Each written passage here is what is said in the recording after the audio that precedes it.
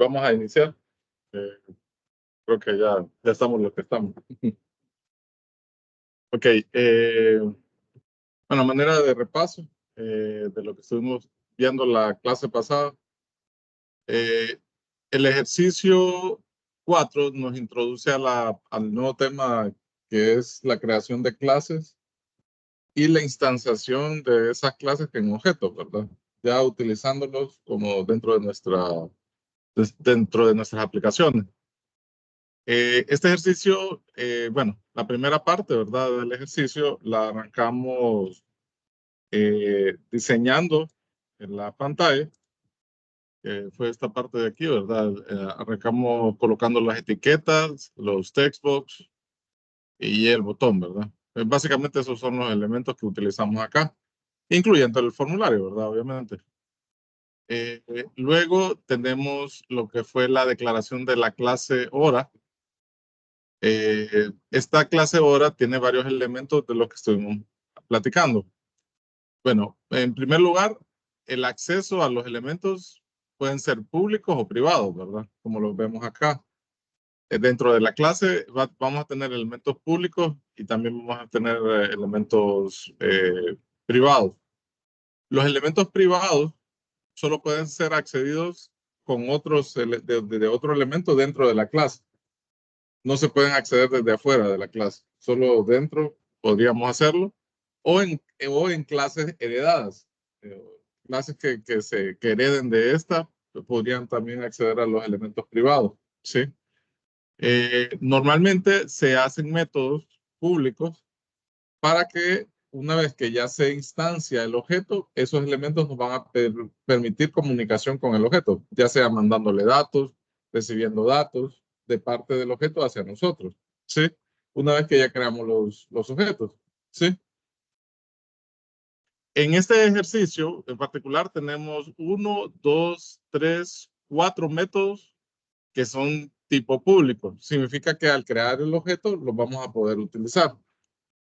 Este primero que tenemos acá es un método constructor. ¿Cómo identificamos los constructores? Se llaman igual que la clase. Si se fijan, la clase se llama ahora y este método también se llama ahora. Entonces, cuando tenemos un método que se llama igual que la clase, ese método es el método constructor, ¿sí? Este método en particular se va a ejecutar o se va a llamar cuando creamos los objetos. En ese momento de la creación del objeto, automáticamente el constructor también se ejecuta. Entonces, las instrucciones que tengamos dentro de él se van a correr, se van a realizar. No tenemos que hacer una llamada adicional. El método como tal va a reaccionar al momento de la creación del objeto, ¿sí?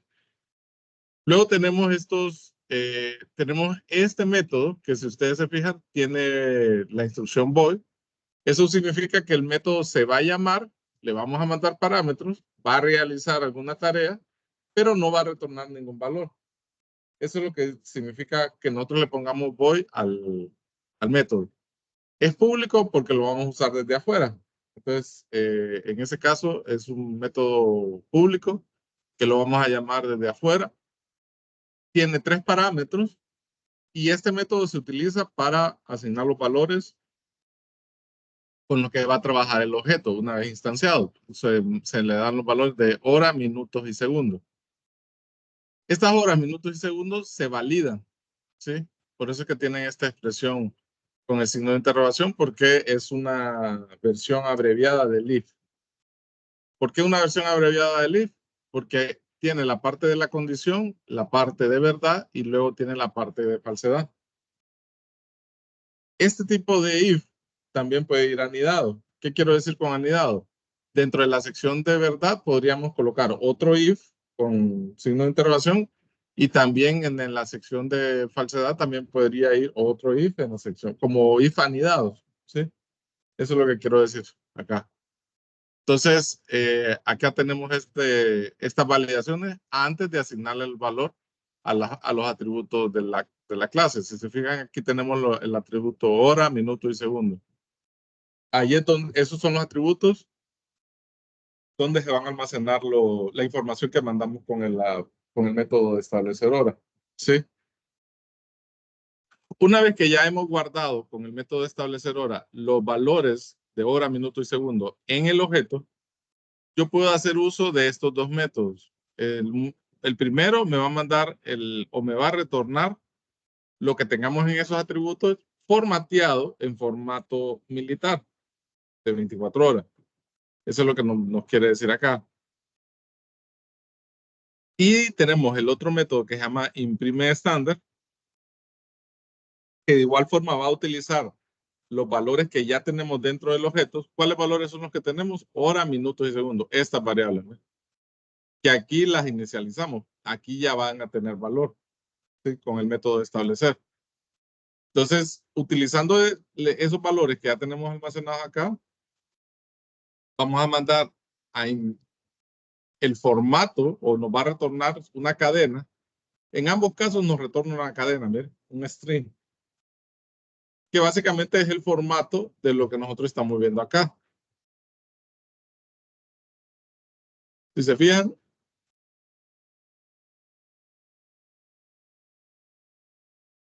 va formando una cadena y nos retorna ese string. Como estos dos nos van a retornar un string, porque se concatena todo esto, si se fijan, aquí está string, y en la...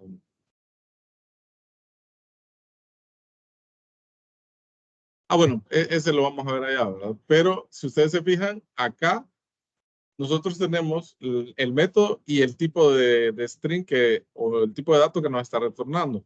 Si se fijan, el método es string, lo que retorna. Aquí en esta primera parte, como es pequeño, pues de una vez se arma el string que se va a retornar. En esta, que hay varias validaciones, se forma el string acá. Y ese string es el que va a retornar, que son estos. Estos dos valores son string, ¿no? Si yo al momento de presionar, mostrar, le imprime militar, lo voy a poner acá. Igual acá, imprime estándar, le va a poner el formato estándar, ¿verdad? De 12 horas, básicamente. ¿Sí? Ok. Esta es la estructura de la clase que vamos a utilizar en el programa, pero todavía no hemos terminado. Es un poco más corto, pero igual es parte de la implementación. Ya aquí, en este punto, estamos utilizando la clase. Si se fijan, la clase aquí se utiliza como que fuera un tipo de dato, ¿verdad? Entonces, en este momento, cuando ustedes presionan el botón mostrar, se crea esta variable h con el tipo de hora, el tipo de dato de hora, por decirlo así, que realmente es la clase de hora, que con esta es que se va a estar utilizando esta clase para crear los objetos. Entonces, primero creamos el objeto. En este momento, cuando se crea el objeto, es que le da el paso a ejecutar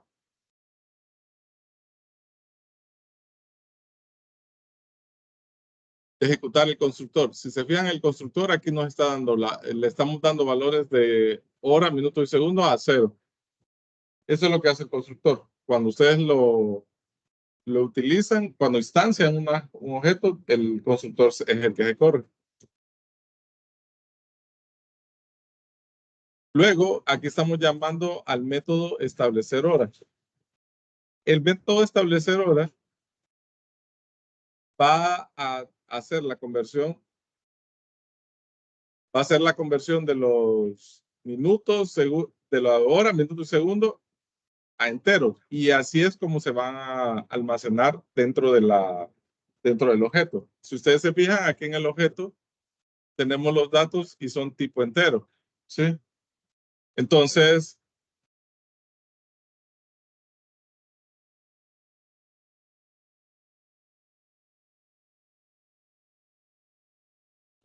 esos valores se van a convertir y se van a almacenar en las variables que están internas en el objeto. ¿Sí? Estas son las variables que tenemos, miren, que son privadas. No podemos acceder a ellas directamente. Bueno, si les colocamos público, como pública, sí vamos a poder hacerlo, pero no es la práctica recomendada. ¿Sí? Repito nuevamente, ustedes van a ver ejemplos, incluso en la W3 School, donde se puede asignar valores directos a las variables, a estas variables atributos.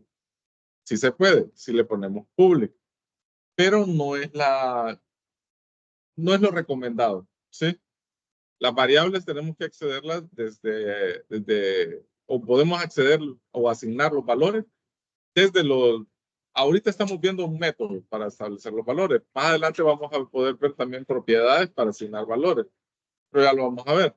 Entonces, en este caso, tenemos los atributos en forma privada y así espero que ustedes también definan sus atributos de los objetos de aquí en adelante en forma privada, ¿verdad? A menos de que hubiera un ejercicio que yo les colocara que les digo pongan los públicos, pero esa sería una excepción, ¿sí?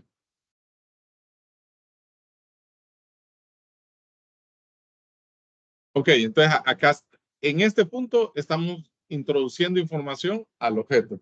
Recuerden que ya está el objeto creado. El objeto se creó acá, en este paso. ¿Ve? Ahí se crea y está la memoria reservada.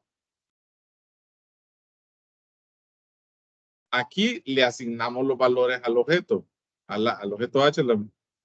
Y luego estamos utilizando los dos métodos que son públicos, imprime estándar y imprime militar. Estos al ejecutarlos van a utilizar la información que grabamos acá y van a hacer las cadenas que se van a mostrar.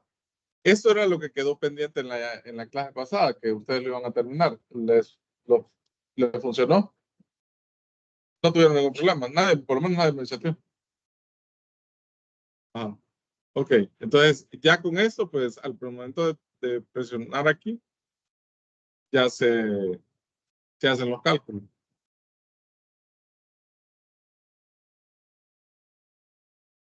¿Preguntas? No. Ok. Ya habíamos hablado un poquito de los ciclos. Bueno, como ustedes ven, tenemos tres principales ciclos, ¿verdad?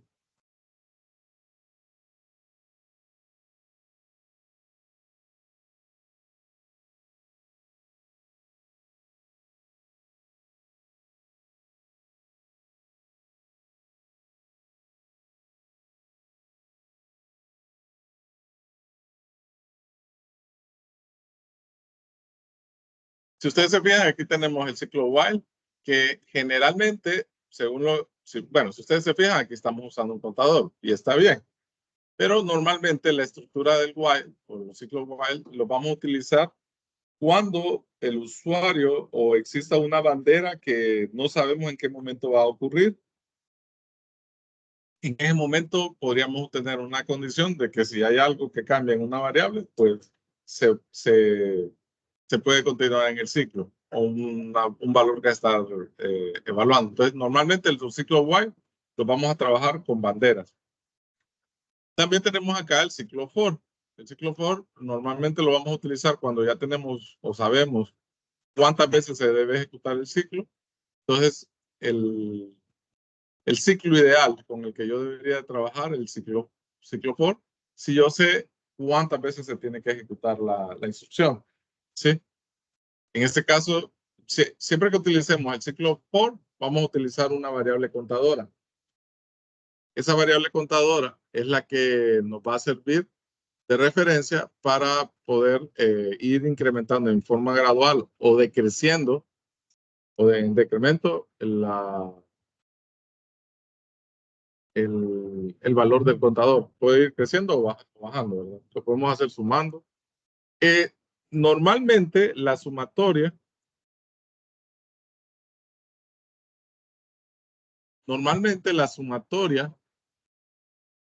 o resta es de uno en uno. Normalmente ustedes van a ver los ciclos así. La variable plus plus o la variable menos menos. Podríamos hacerlo sumando o restando. Pero también podríamos hacerlo con ciclos o saltos más grandes. Podría ser de 2 en 2, de 3 en 3. Podría ser exponencial también. O sea que podríamos poner en la asignación de la variable, podríamos poner una expresión, multiplicación, división. O sea, no solamente suma o resta, sino que podríamos hacer cálculos un poquito más complejos para darle el crecimiento el crecimiento al ciclo, ¿verdad? Es lo que quiero decir. También tenemos en lo que es el ciclo for each, que el ciclo for each básicamente nos va a permitir hacer un ciclo sin necesidad de un contador y recorrer el arreglo. Y este elemento que estamos colocando acá no es un contador, sino que es el elemento como tal. O sea que cuando corre una instancia, el elemento representa el primero del arreglo. Luego, al volver a ejecutar la instancia, pasa al siguiente elemento y ahí al tercero. Cada ejecución o cada vez que el ciclo se repite, él automáticamente se va moviendo en el arreglo. ¿Sí? Si se fijan acá en la estructura del for each, no estamos indicando cuándo va a parar. Si se fijan, no lo estamos haciendo. Tanto en el while como en el for, sí indicamos hasta dónde va a llegar.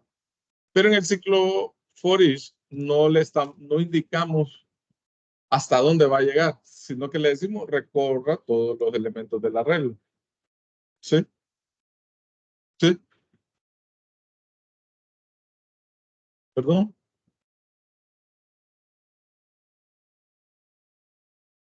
Lo que pasa es que en este momento I representa este objeto. O sea, car es el arreglo, ¿sí?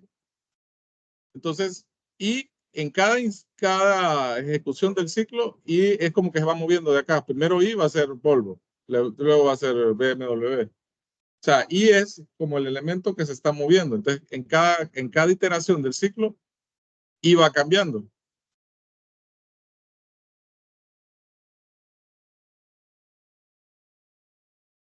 Ah, ok, sí, pero no es un contador. Aquí, en este ejemplo como tal, I no es un contador, sino que I representa al elemento como tal, donde está posicionado. De hecho, si se fijan, I es tipo string aquí, miren. En cambio, acá arriba, I es tipo entero, miren, porque es contador. Los contadores ya saben, suman, restan y van acumulando, ¿verdad? En el caso de este I, no es un contador, sino que es una string.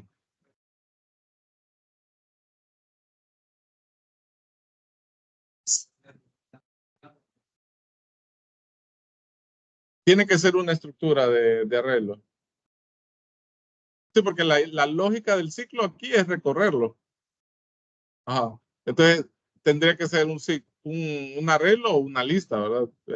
Siempre y cuando son varios elementos para recorrer, entonces podríamos utilizar el for each. De hecho, creo que aquí está la referencia. Vamos a buscarla para estar más claro. Bueno,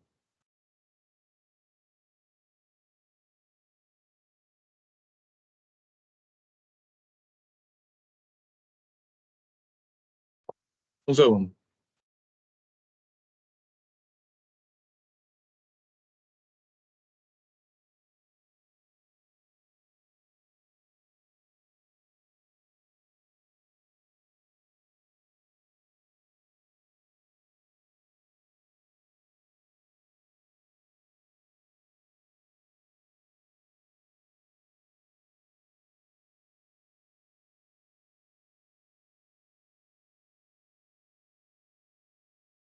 Ahí les estoy colocando en el grupo el link que representa los...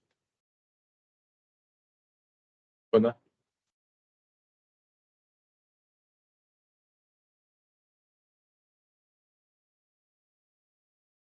ok, el ciclo for each dice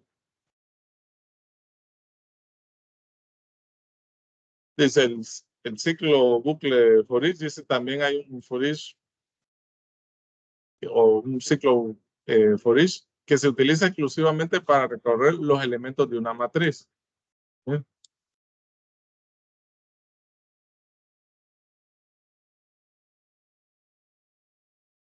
La estructura es así, el tipo, la variable y, y la matriz. Normalmente la variable es la que representa el contenido del arreglo. Entonces, cada elemento se va a representar, bueno, se va a representar en el ciclo. ¿Sí? Ok. Dice, el siguiente ejemplo genera todos los elementos de la matriz CAR utilizando el ciclo for each. Entonces aquí, si se fijan, aquí está el arreglo.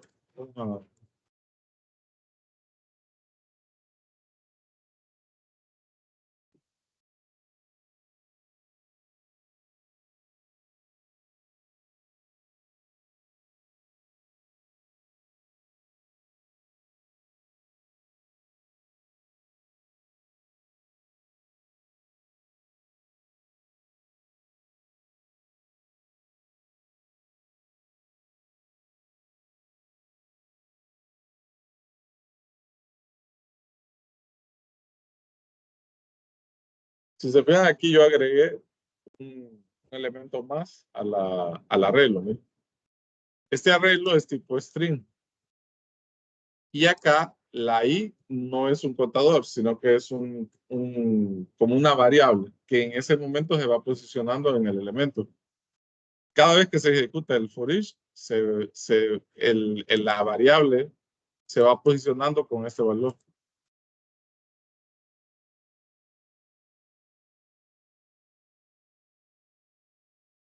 Que dice, no se preocupe si no lo entiende. Ah, bueno.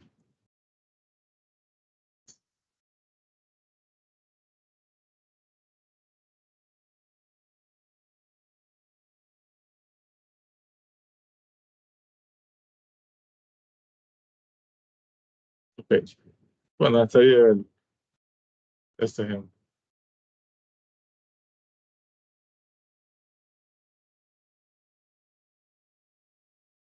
Ok, vamos a ver el siguiente.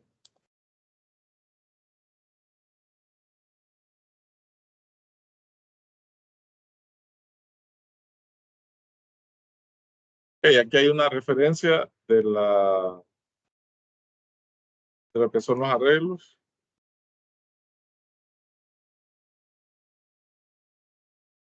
En un momento, lo voy a copiar aquí al.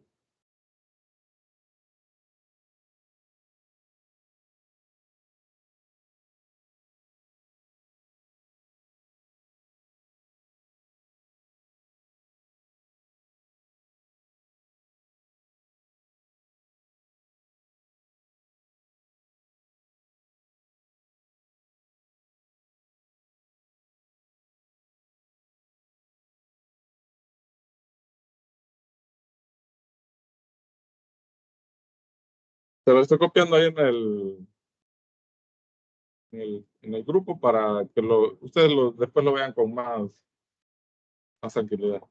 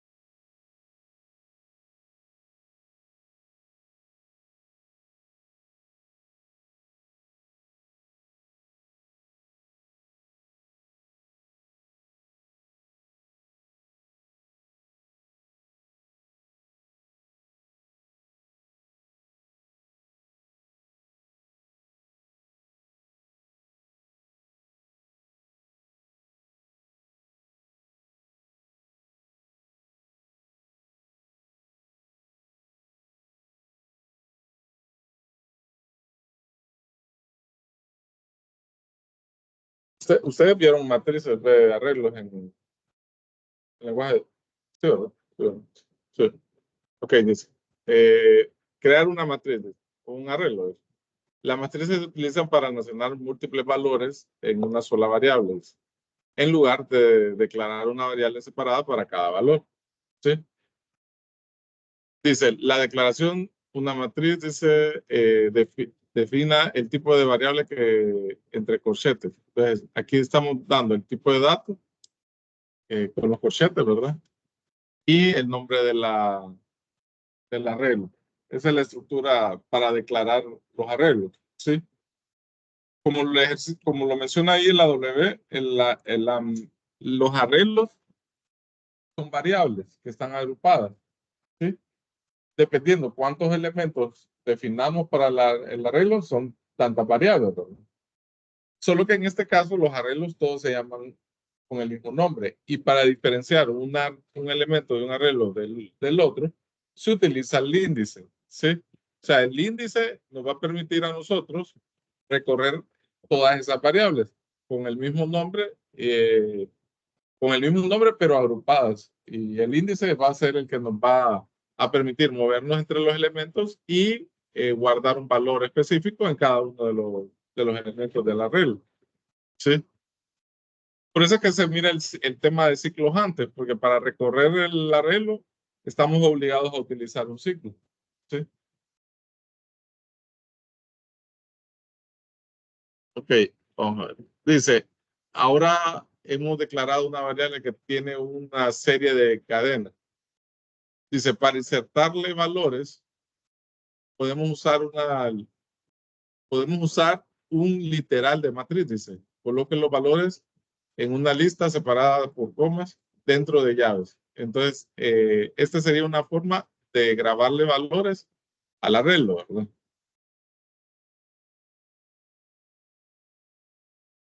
Aquí está. Si ustedes se fijan, aquí está el tipo de datos,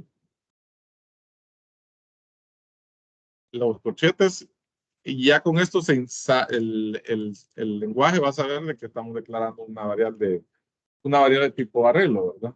¿Sí? Entonces aquí tenemos los valores que van a ir acá.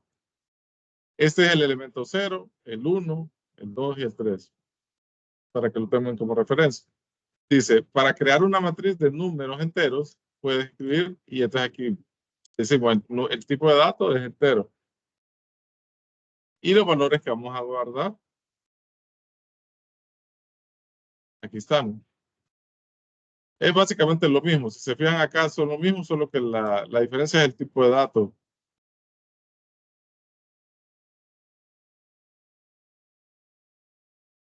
Dice, acceder a los elementos de una matriz. Dice, se accede a elementos de una matriz haciendo referencia al número de índice. ¿Sí? Esta declaración accede al valor del primer elemento de car. Entonces aquí tenemos, si se fijan, se está declarando el arreglo aquí. Y aquí en la instrucción estamos en el elemento 0.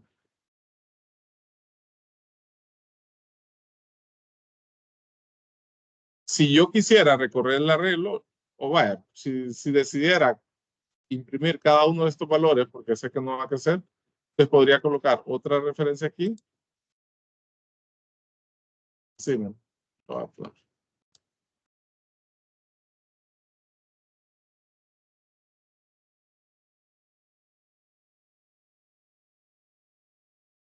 Ok, este es para imprimir polvo.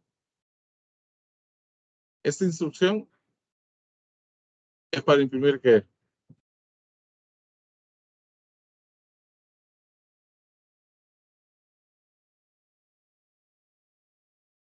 ¿Qué es lo que voy a imprimir? Aquí yo estoy ubicándome directamente en las posiciones.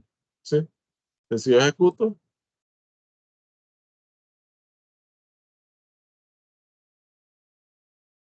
a ver, vamos a ver. Aquí me salté, perdón. Ok, ya algo importante, mira, para que lo conozcamos. Nosotros, cuando declaramos el arreglo, bueno, eh, y le asignamos los valores, como acá, el arreglo ya queda de un tamaño específico. ¿Sí? El tamaño del arreglo va a ser en función de los elementos que va a guardar. ¿Sí? Si ustedes se fijan, a mí me dio un error. ¿Por qué? Porque me equivoqué en los índices, en los valores del índice. En realidad, yo tengo 0, 1, 2 y 3. Entonces, este 4 que estoy colocando aquí sobrepasa el tamaño del arreglo, ¿sí? Porque vamos a empezar desde 0. Entonces, aquí va a ser 0, 1, 2 y 3. Ahora vamos a ejecutarlo. Estamos. ¿Estamos bien ahí? Ok. El índice, si la desventaja de hacer esto que yo estoy haciendo acá es que si el arreglo tuviera 100 elementos, ¿cómo haríamos? Tendríamos que poner 1, 2. Entonces se vuelve complicado. O sea, imagínense que aquí yo quisiera agregar un nuevo elemento. Vaya, aquí. Vamos a poner Toyota, como lo había puesto allá. Y le doy a ejecutar. Ok, en este momento no me dio error, porque están los elementos sí están, del 0 al 3 sí están, pero el arreglo tiene un quinto elemento que no lo estoy considerando, ¿sí? Para poder utilizarlo tendría que, o sea, sí, para poder acceder a él sin usar arreglo, ¿verdad? Tendría que colocarlo acá, lo ejecuto, y ahí está. Esto es sin utilizar índice, ¿verdad? O un valor. Cámbienlo el ejercicio para que lo haga recorriendo un ciclo.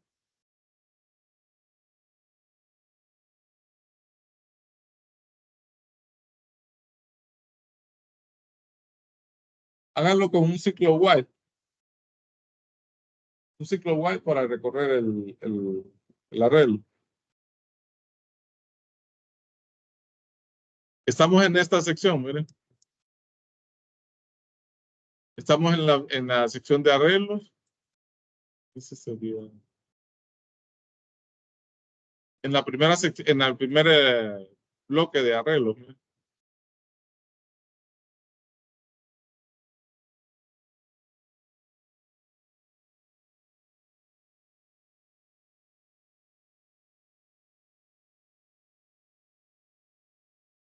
Y entré al ejercicio.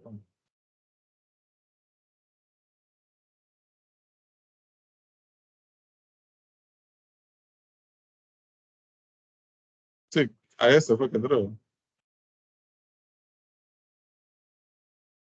Sí, a este ejercicio entré y ahí es donde me abrió acá. Entonces, en lugar de tener, bueno, agréguenle un elemento más con Toyota. Y en lugar de tener estas cinco instrucciones, háganlo con el ciclo while.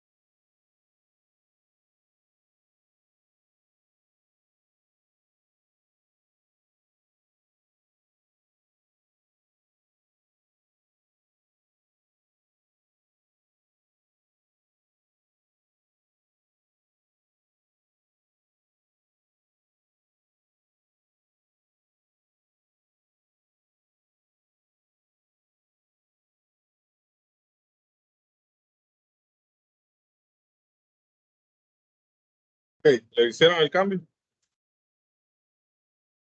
Dejan con el ciclo while, ¿no?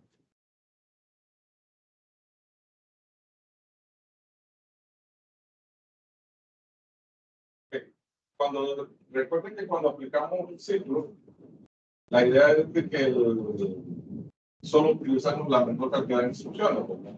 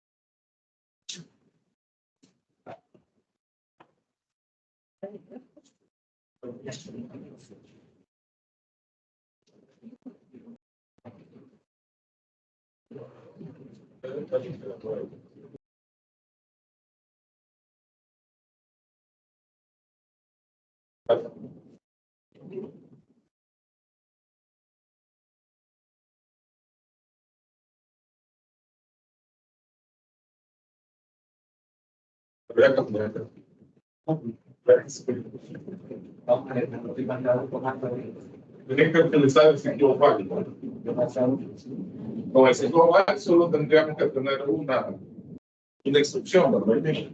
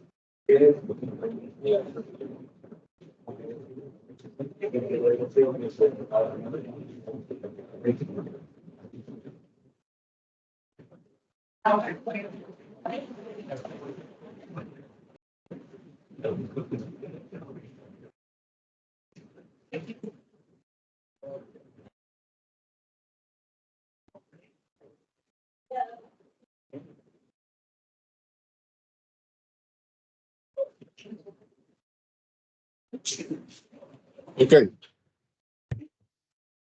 Bueno, ya casi lo tienen. Solo terminan esa parte. Vamos al otro.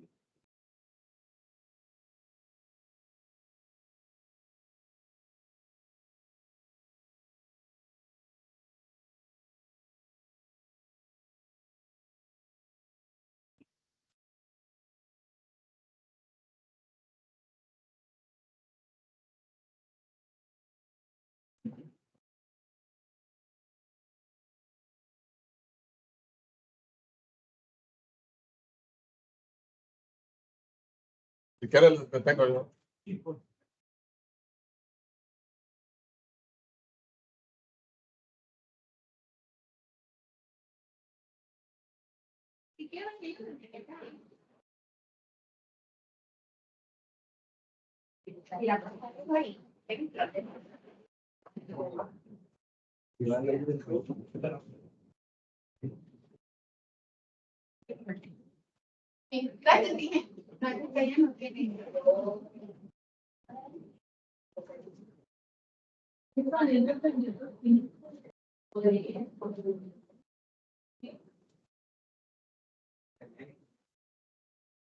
Ok, vamos a ver la otra, el otro lo otro que les compartí. Ok, recorrer una matriz. Dice, puede recorrer elementos de una matriz con el ciclo for y la instrucción len también, ¿verdad? Propiedad para especificar cuántas veces debe ejecutarse el ciclo. El siguiente ejemplo genera todos los elementos de la matriz de K. Aquí está el ejemplo, pero en este caso es utilizando el ciclo for. ¿Sí? Aquí tenemos la matriz con los elementos. Se inicializa una variable. Bueno, algo importante, los elementos, como lo vimos acá, si se fijan, el elemento inicial es 0. ¿Sí? Y luego, acá, como vamos a utilizar una variable para recorrer, la arrancamos con el valor de 0, ¿verdad? Para recorrer el ciclo. Tenemos esta propiedad len que nos va a retornar el tamaño de elementos que tiene el arreglo. Por ejemplo, este nos estaría retornando ¿cuánto? 4, ¿verdad? Ese es el tamaño, pero el ciclo va a iniciar con 0. O sea que el índice, para que no me dé error, ¿hasta qué valor va a llegar? ¿Cuál es el valor más alto que va a tener I para recorrer el arreglo? 3. O sea, el arreglo, gracias, el arreglo mide 4, ¿sí? Si yo, lo voy a mostrar acá, por ejemplo. Si yo le pongo menor o igual a 4, ¿qué significa? Que I va a llegar hasta 4, ¿no? Porque 4 es el tamaño del arreglo, ¿sí?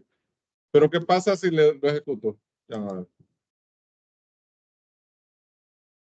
Aquí me va a dar un error fuera del rango. ¿Por qué? Porque el índice empieza en 0, ¿sí?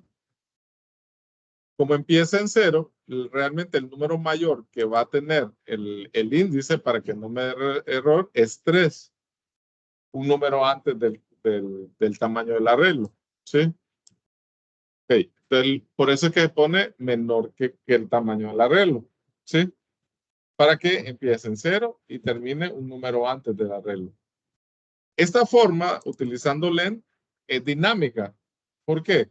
Porque ahorita tenemos 4 elementos, pero ¿qué pasa si yo le decido agregar un elemento más?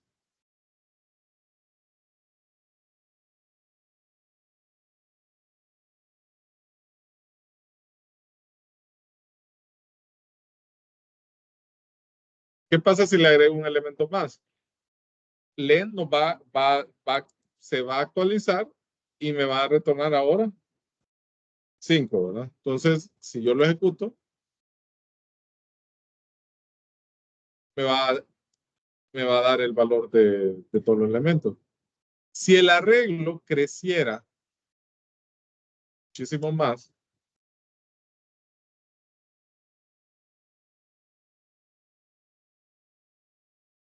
muchísimo más, al ejecutarlo, no hay problema, es dinámico, porque se actualiza su tamaño, ¿sí? Bueno, la capacidad de la memoria, porque realmente lo que va a dar es cuántos elementos tengamos. Pero es buena pregunta, no sé cuánto es el máximo que podríamos tener en un arreglo. Como es una variable, eh, creo que, creo que debería de ser de la capacidad de la memoria, pero creo que sí, habría que investigar. Me imagino que debe haber un límite en capacidad de la memoria, ¿verdad? Pero, pero creo que es bastante. Déjeme ver, espera.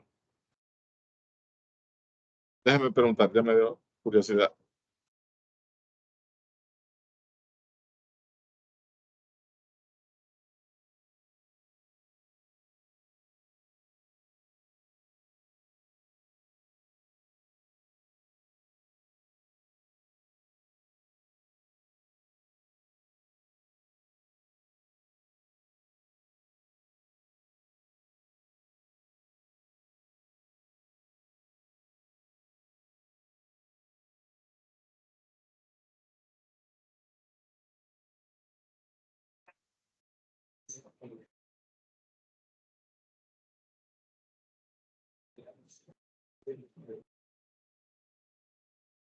Bueno, dice que el tamaño máximo de un arreglo de tipo string, como este, ¿verdad? Está limitado por la memoria disponible del sistema. ¿Sí? El tamaño máximo teórico de un arreglo de string de C# es de 2.147.483.647 elementos, que es el límite superior de un valor de tipo entero de 32 bits. Sin embargo, en la práctica, el tamaño máximo real de un arreglo de string estará limitado por la cantidad de memoria disponible en el sistema operativo y por la configuración de la memoria del proceso. Para determinar el tamaño real, determinar el tamaño máximo real de un arreglo tipo string, se puede usar la siguiente propiedad. Ah, ok. Hay una instrucción que se llama maxlen para ver tamaño. Interesante. Bueno, pero es bastante.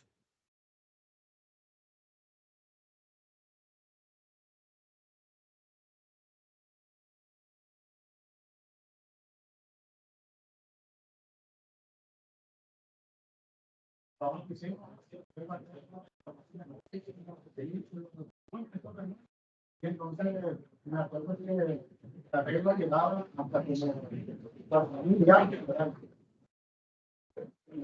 cuando iba por el 1800 y algo, por ahí, ya la computadora empezaba a trabajar, pero siempre seguía corriendo por Es posible que como la memoria se está llenando, pero se va a poner más lento. Bueno,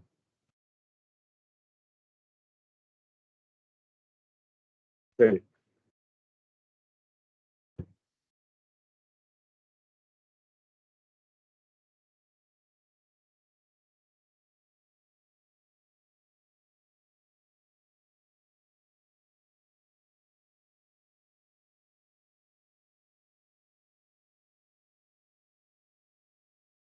Ok, el ciclo for each, del que habíamos hablado, también hay un ciclo for each que se utiliza exclusivamente para recorrer los elementos de una matriz. Dice.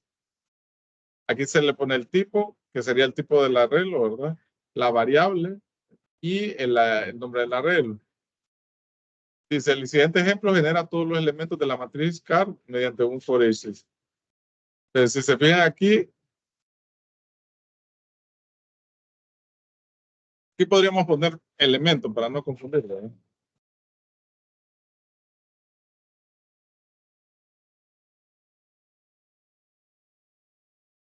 En vez de la I, que por lo que mencionaron, ¿verdad? De que parece como contador, pero no es contador, es el elemento. ¿Sí? Entonces, cuando lo ejecuto, representa el elemento. ¿Sí? No es, en este caso, I no es contador, o mejor dicho, ahora elemento no es un contador, sino que es como que se fuera moviendo en los elementos del arreglo y imprime el contenido, ¿verdad? O sea, a medida que el for each va recorriendo, el valor de la variable se cambia al valor del elemento donde está ubicado. Es lo que quiero decir. O sea, en ese caso, el elemento en la primera ejecución va a estar posicionado acá, en Volvo. Entonces, su valor es Volvo. ¿Verdad? Vuelve otra vez el ciclo, otra vez, se vuelve a ejecutar, ya no va a tener el valor de Volvo, ahora va a tener el valor de BMW. Lo que pasa es que en este caso esta variable se va moviendo y se va actualizando su contenido en medida que el ciclo va recorriendo el arreglo. No sé si quedó más claro ahora. Ok.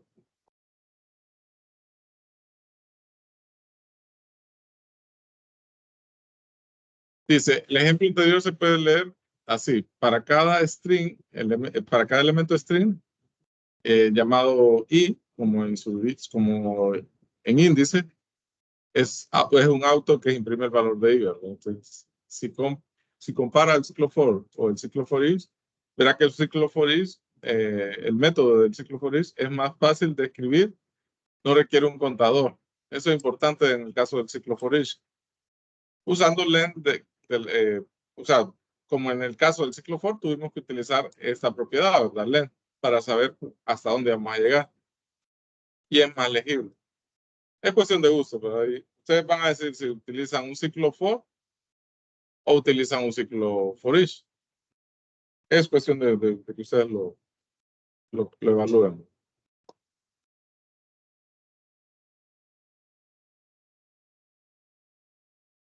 Ok, vamos a ver.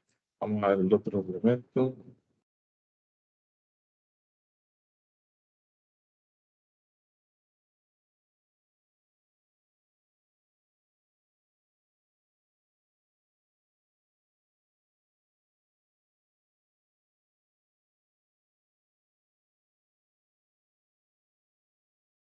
Dice, ordenar una matriz.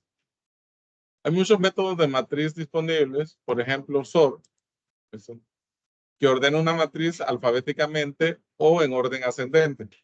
¿Sí?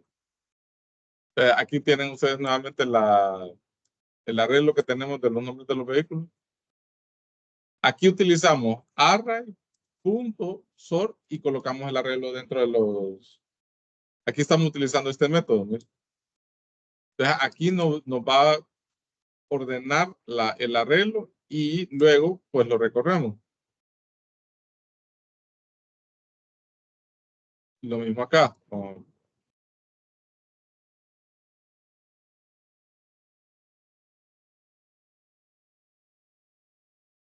Okay. Si ustedes se fijan, en este caso, los nombres de los vehículos no están ordenados. No están con array.sort se ordenan los elementos. Reorganiza los elementos y ahora cuando lo mando a imprimir ya salen ordenados en forma alfabética. Ahora, esto también aplica para los valores enteros o numéricos. Si se fijan, aquí está desordenado. ¿No? Le da la opción de array.sort, coloca el arreglo y ahora lo recorre y ya está ordenado. ¿No?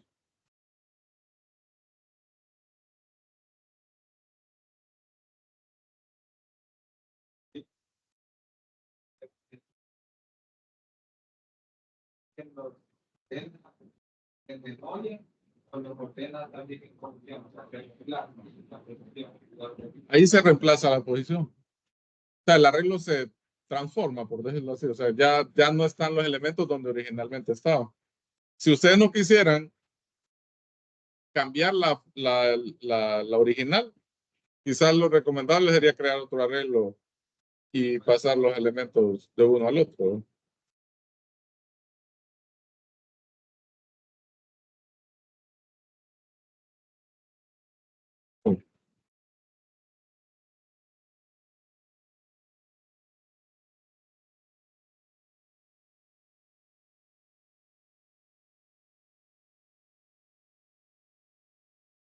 Es,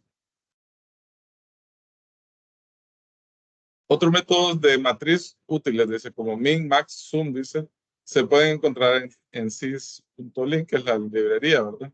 Aquí está, aquí se hace la referencia. Entonces, tendríamos que incorporar estas librerías para poder utilizarlo, ¿verdad? Entonces, si se fijan, aquí tenemos un arreglo de enteros. Él nos está con max, nos da el valor máximo. Vamos a agregar otro valor aquí.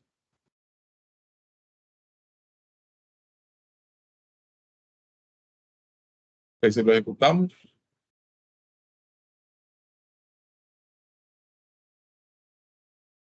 Ok, si se fijan, esta instrucción utiliza el método max, que es para buscar el valor más alto del arreglo. Y en esta primera instrucción, lo que imprime es el valor más alto, ¿no? Luego tenemos min, que busca el valor mínimo, el menor del arreglo. El método min nos retorna el valor mínimo del arreglo, que es 1 en este caso, ¿no?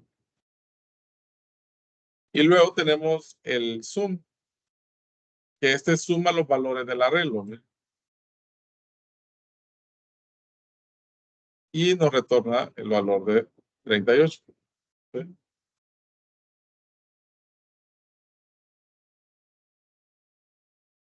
Se los voy a pegar ahí al grupo para que se vea más claro. Ok. Y aquí nos recomienda.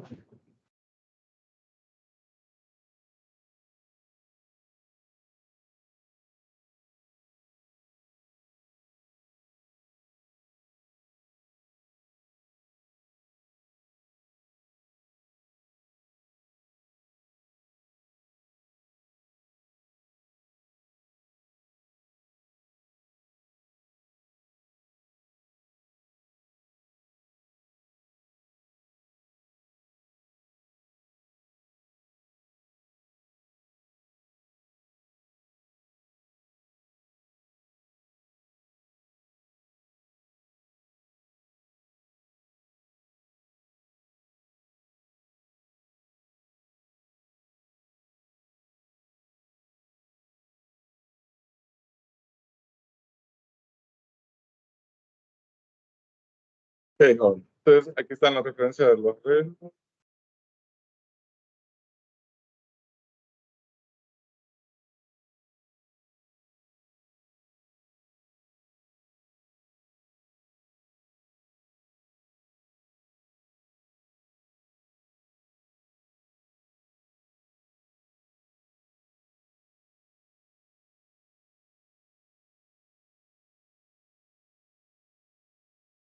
Ok, método para determinar si un año es bisiesto. Este es un documento que está ahí en Microsoft. Lo voy a pasar.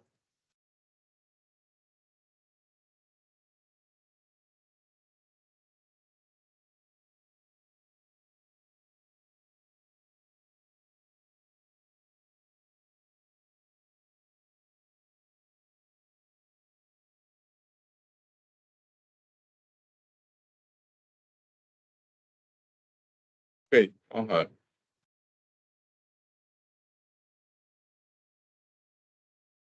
Dice, En este artículo se describe cómo determinar si un año es una fecha que se usa en un documento de Excel, por ejemplo, si es un año bisiesto. Dice, el sistema de fechas de Excel utiliza como base el calendario gregoriano. Dice.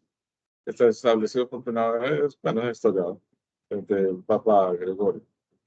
Ese calendario fue diseñado para corregir los errores introducidos por el calendario juliano, dice que era menos preciso.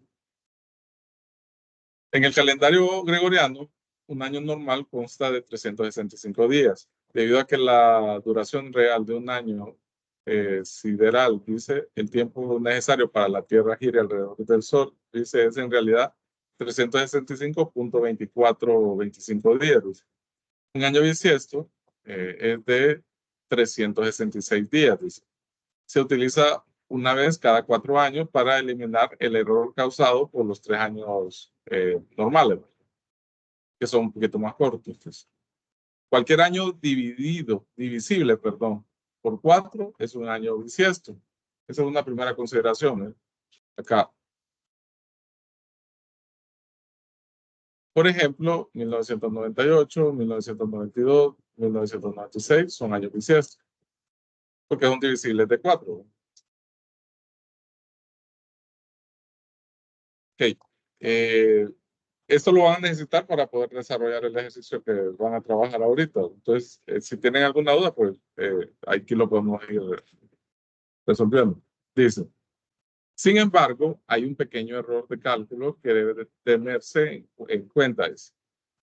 Para eliminar este error, dice el calendario gregoriano, estipula que un año que es divisible por 100, por ejemplo, 1900, es un año bisiesto solo si también es divisible por 400.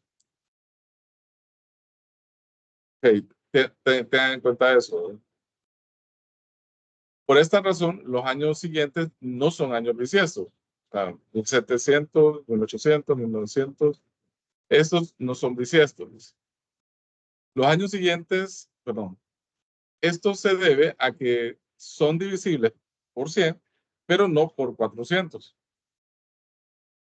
¿Okay? Dice, los años siguientes son años bisiestos, 1600, 2000, 2400. Esto se debe a que son divisibles por 100 y por 400. ¿Sí?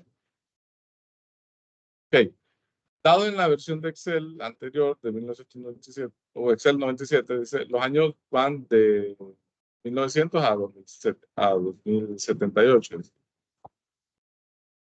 En Microsoft Excel, solo el año de 1900 está sujeto a las reglas de exclusión de 100, 400, de los años bisiestos. Sin embargo, para ser compatible con los programas, Microsoft Excel trata al año 1900 como un año bisiesto.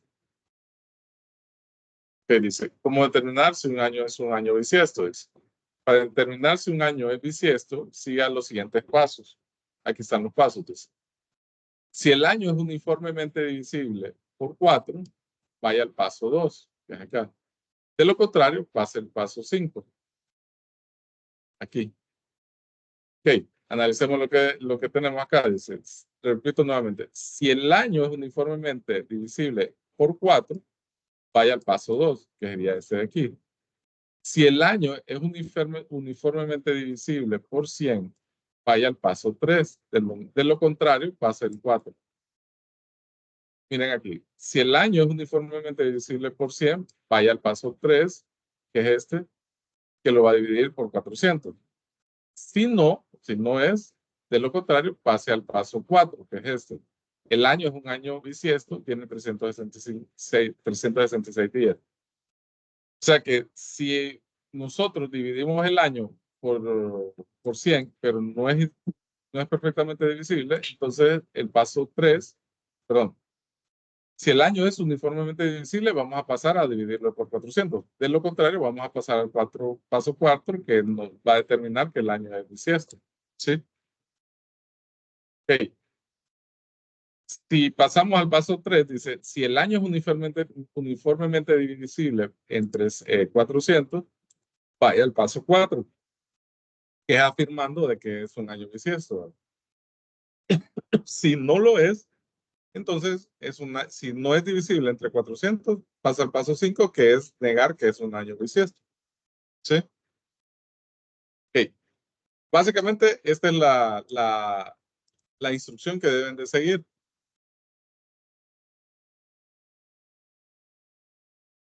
Voy a pegar aquí.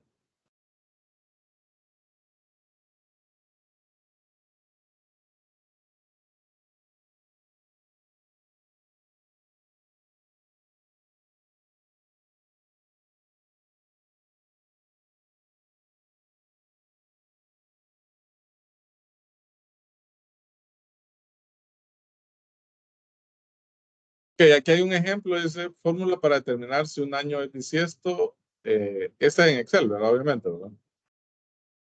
Dice, utilice la siguiente fórmula para determinar si el número de año que se introduce en una celda, en este ejemplo la A1, ¿verdad? Es la que está evaluando, dice si es un año bisiesto. Entonces aquí está utilizando como referencia los valores, ¿verdad?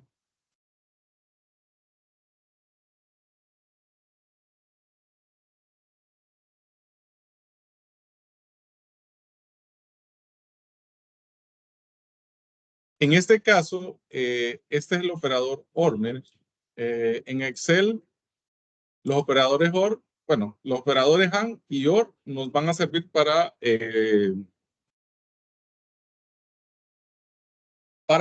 combinar expresiones de comparación, o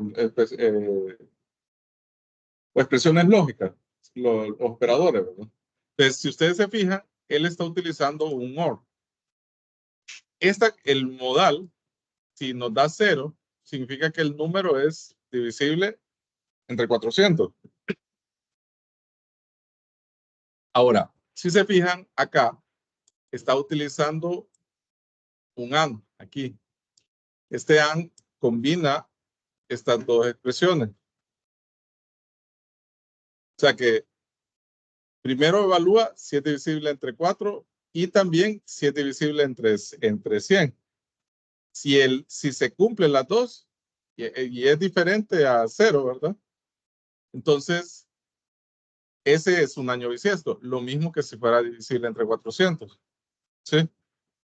Porque cualquiera de estas dos condiciones, ya sea esta o esta combinación de acá, debería darnos para los años bisiestos. Para que lo tomen como referencia, ¿verdad? Podrían utilizar esta idea para evaluarlo, ¿verdad? Bueno, llega hasta ahí. Y aquí tienen unos ejemplos de años bisiestos, ¿verdad? En el caso de 1992 es un año bisiesto. En el año 2000 es año bisiesto. 1900 no es un año bisiesto. ¿Sí? Se los voy a poner acá de referencia.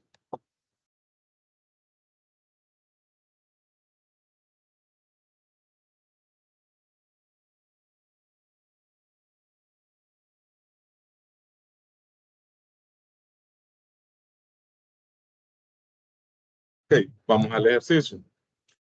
Dice, debe crear, en este caso van a tomar como base el ejercicio 4. ¿Sí? Lo voy a pegar en el grupo.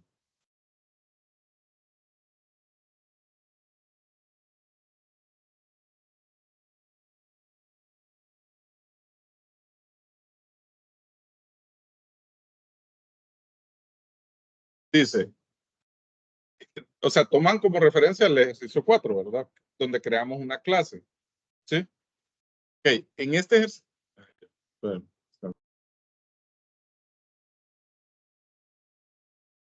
espérame, que me descontroló esto.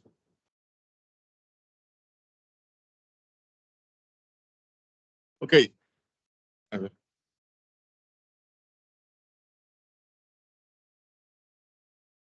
Dice, clase fecha LA. Así la van a declarar la clase. Se va a llamar fecha LA.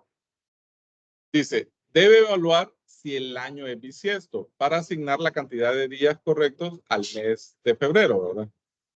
Dice, hacer varios métodos para imprimir cada uno de los diferentes formatos de fecha. Esos son muy parecidos a lo que se hizo. Vamos a tener un método que nos va a retornar si es bisiesto o no. Un método, recuerden, tenemos varios métodos en el ejercicio 4. Entonces vamos a tener un método para determinar si es un año bisiesto. Tienen que mandar esta cadena. ¿Es bisiesto o no es bisiesto? Luego vamos a mandar tenemos un formato, esos 3 formatos, ustedes pongan el nombre a cada uno de los formatos. Y cada uno de estos es un elemento, es un método diferente, ¿sí? Para imprimir ese formato. Ustedes van a ingresar la fecha. Ustedes van a ingresar la fecha así, día, mes, año, ¿sí? En 3 textbooks diferentes. Cuando le den mostrar fecha, deben hacer un método que evalúe si es bisiesto y va a mandar el mensaje si es bisiesto o no. Van a tener otro método que me va a retornar este formato de fecha, otro método que me va a retornar este formato de fecha y otro método que va a retornar este formato de fecha. Cuando ustedes le den mostrar, van a utilizar todos estos 4 métodos. Como lo hicimos en el ejercicio 4, ¿verdad? Que empezamos a utilizar los elementos, dice. Recomendación, utilizar arreglos para manejar los nombres de los meses. Y aquí está una referencia de lo que estábamos hablando de los años bisiestos.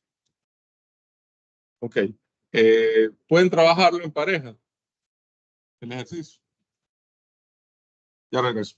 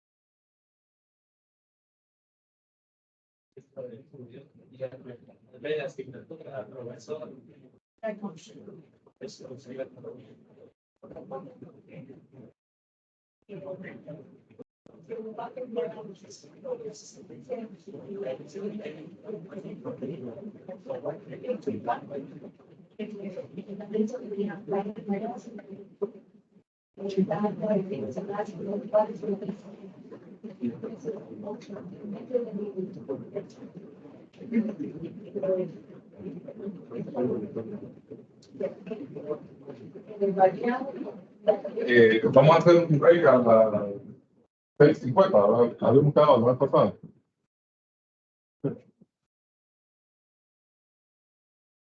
¿Ya tienes algo? Bueno, si quieren, hagámoslo ahorita y después viene a arrancar con el ejercicio de sol. 20 minutos, pero pongan el cronómetro. Sí. 20. ¿A dónde? ¿A dónde? ¿A dónde? Ah, no.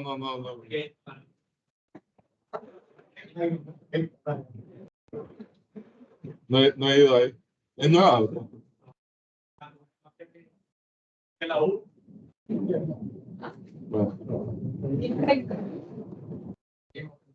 bueno, 25, pues. Lo voy a poner yo también, ¿no?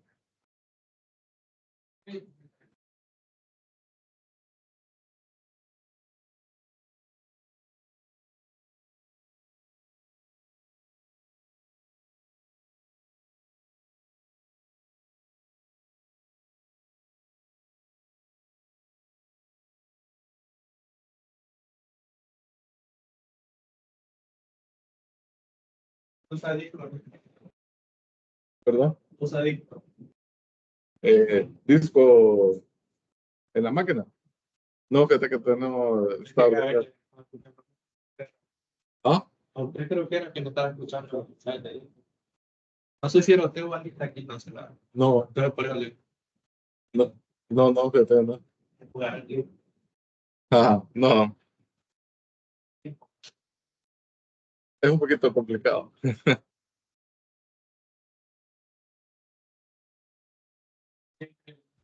El tipo de año tiene que estar de rojo, no solo cuando es no. No, Porque eso también da un poco de énfasis, así como que el rojo, bien sabe que siempre ha sido un color negativo en la ah, letra. Entonces podría ser de que cuando sale no es bisiesto se pone en rojo. Y cuando es la otra fíjate se que, pone en verde. bueno, está bien, pero no había, Sí. no fue con esa intención.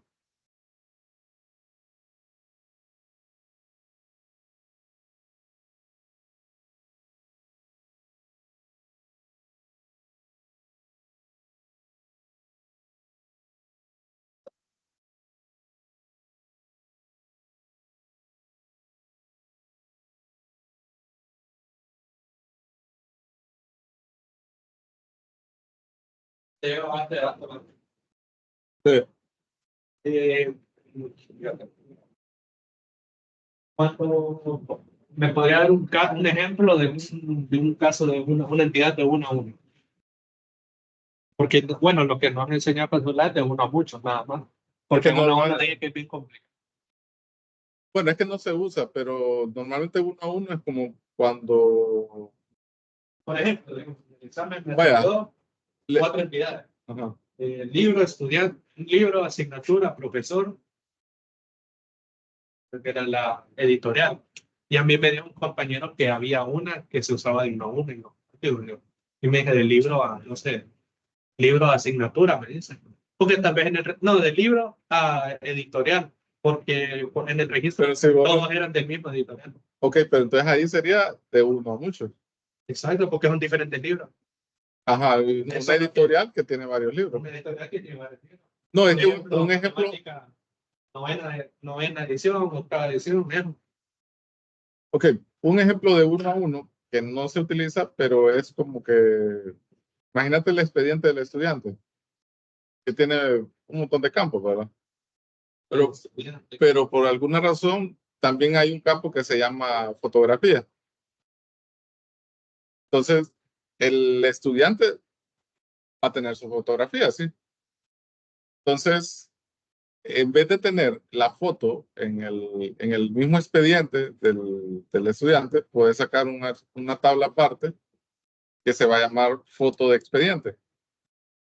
Entonces, vas a tener el registro del estudiante uno a uno, la foto del expediente y la foto se va a manejar en una tabla aparte.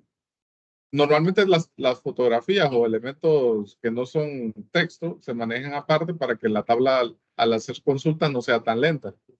Entonces podrías tener la tabla de estudiantes como expediente y tener la foto de expediente, otra tabla. Entonces ahí sería uno a uno, porque vas a tener 100 estudiantes y los 100 van a tener su fotografía. ¿Te parece lógico eso? También podría ser la de ID con foto, porque se supone que cada estudiante tiene una ID y cada estudiante tiene Bueno, una foto de identificación. por eso, o sea, si tenés una relación de uno a uno, vas a necesitar un campo que lo relacione. En ese caso sería el ID del estudiante, ¿verdad? Ajá. Es que el mismo no tiene, son para los casos. Pero Y ahí sería así como eso, pues.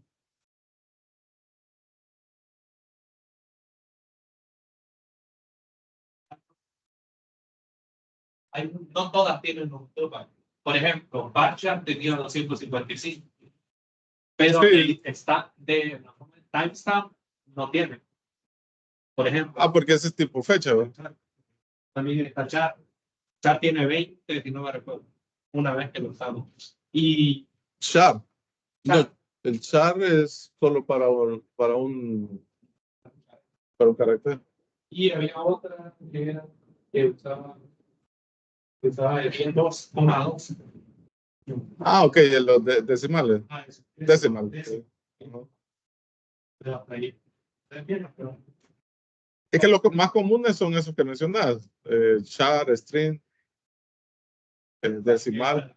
por ejemplo, en esa misma que le dije, es que había fecha de entrega, que era fecha de entrega del libro que tal vez tomó prestado. Ajá. Entonces salía fecha de entrega y salía todo de la, era como entidad y salía todos los atributos.